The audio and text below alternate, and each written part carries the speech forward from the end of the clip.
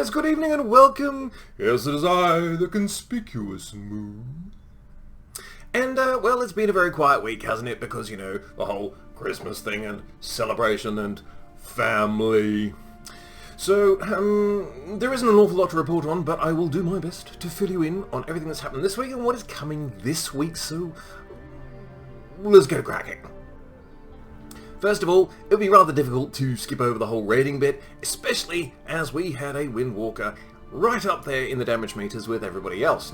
Slightly unexpected turn of events, but there is a fantastic interview that Babylonius has done with Trillm, who is the guy from Complexity Limit, who actually managed to pull off this feat of amazing damage dealing. So if you are at all interested in Windwalking, whether it's in Raids or Mythic Plus or in PvP, he also does a lot of PvP as a Windwalker, I will put the link in the description below. It's well worth a look. I think, you know, because of Mystic Touch, and Mystic Touch is just, you know, one of those things that we, as monks, uniquely bring to a raid. So we're always going to need to bring at least one. And, you know, at the moment, that one is Windwalker. Now, this was touched upon in the interview above, that at the moment, you know, Windwalker is considered, according to the community perception anyway, to be a better option to bring than either a Brewmaster or a Mistweaver. Unfortunately, with the Mistweaver, I would be forced to agree because, you know, I'm not seeing them anywhere high up in any of the rankings, either for Raids or for Mythic Plus or anything. They're just not a competitive healer right now. There are a lot of other better options out there. And I've tried it myself, and I've tried to heal a couple of low keys, and I didn't have a problem with it, but I really didn't like playing it. As for the Brewmaster, the main justification that Trillm was using was that our stagger is lower and than it was beforehand when we had Ironskin Brew, and that's absolutely right. Evidently there seems to be a shifting kind of opinion that Celestial Brew doesn't sufficiently offset that stagger loss. Because we no longer, you know, substantially increase our stagger, it still scales up our agility, but the agility to stagger coefficient was slightly tweaked as well when they buffed Shuffle up to 100% in beta, so it's not as powerful as it once was.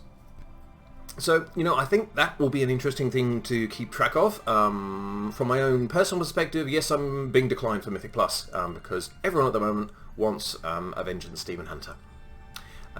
They are the meta, and everyone's following the meta, regardless of, you know, like it's a 2. No, I'm gonna have Demon Hunter, yeah. So, you know, that's frustrating, but it's fine. But it's worth keeping an eye on, because, you know, I'm not getting any other anecdotal recorded evidence otherwise that Brewmasters are being routinely turned down for, you know, much higher content. So, yeah, at the moment, I don't think there's too much to worry about from a Brewmaster perspective, but I do feel sorry for you, Mistweavers. I really do. Finally, LFR Wing 2. If you were hoping it opened this week, it doesn't. It opens next week.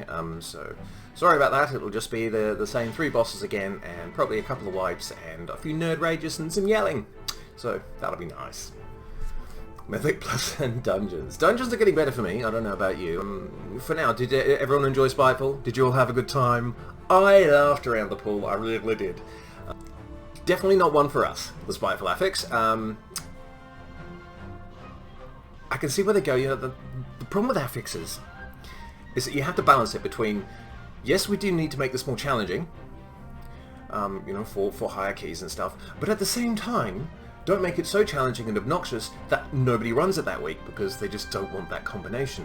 And I think Spiteful Grievous was a particularly nasty one to get us into that time. I mean, I did an awful lot more Vivify off healing. You know, I really did have to help out our healers on that one.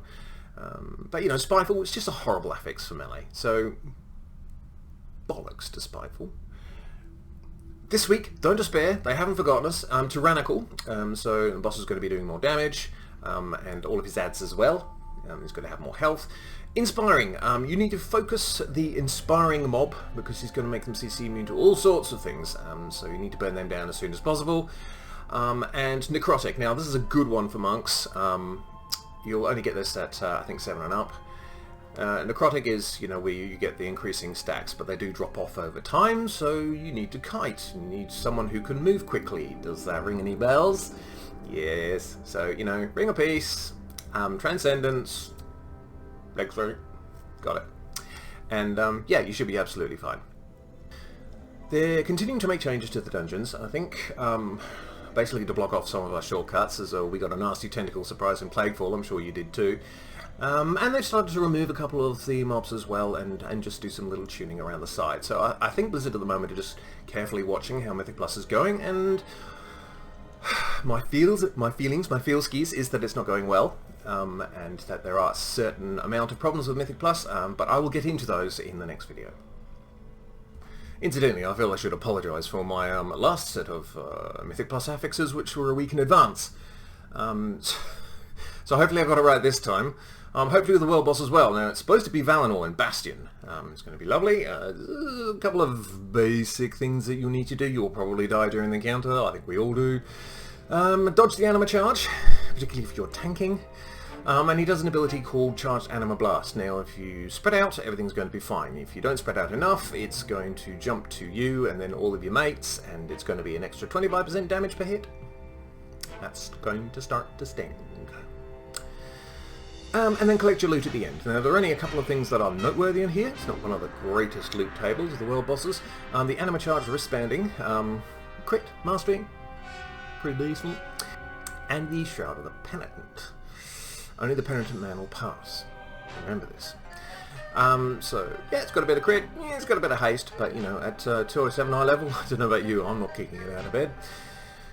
And that's it. It's been a very quiet week for me. You know, most of our guild are doing the holiday thing, so, you know, we haven't been doing any raiding, we've been doing very little Mythic Plus. But, you know, I've had a good Christmas overall, and I hope you have too.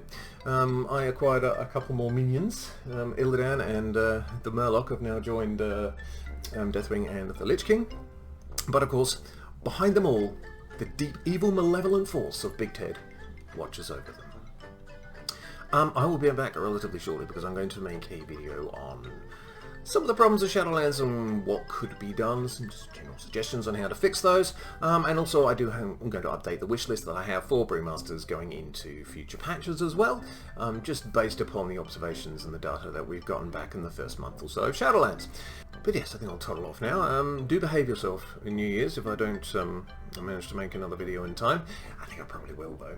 And yes, I'll see you for the next one. But until then, I am the Conspicuous Moo, and a very good evening to you.